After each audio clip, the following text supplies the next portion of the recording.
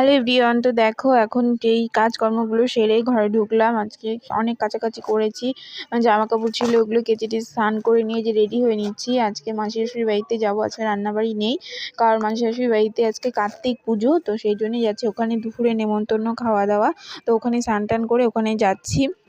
আর বাড়িতে কেউ নেই, ওরা সব আগেই চলে গেছে। আর এই দেখো জামা কাপড় কেচেছি, এখানে সব মেলে দেওয়া হয়েছে, জানি না শুকোবে কিনা কি হবে জানি না, তো মেলে দিয়েছি, জলটা ঝরবে। তো এখন এই যে বাইরে গেটেও তালা দিচ্ছি, ওপরে ওরা ভাড়ার মালিক থাকে, তো আমরা নিচে তালা দিয়েই এলাম। তো ওরা কখন কি হবে এই জন্য গেটটা খুলে যাতে ঢুকতে পারে, এই জন্য নিচে তালা দিয়ে এসেছি। এসে দেখি এখানে সব জোগাড় যন্ত্র হচ্ছে পুজোর জন্য, নাড়ু মোয়া খই মুরকি যা যা সব কিছু হচ্ছে। তো আমাকে একটু বললো আলপন দিয়ে দিতে, যেখানে আলপন দিয়ে দিলাম। তো যেখানে আলপন দিয়েছি সেখানে আর ঠাকুরটা ঢোকাতে পারিনি। দেখো কত বড় কার্তিক ঠাকুর, ওই ঘরে আর ঢোকাতে পারিনি, এই জন্য বাইরে বারান্দায় পুজো করছে। আর এইখানে দেখো যজ্ঞ টজ্ঞ করে পুজোটা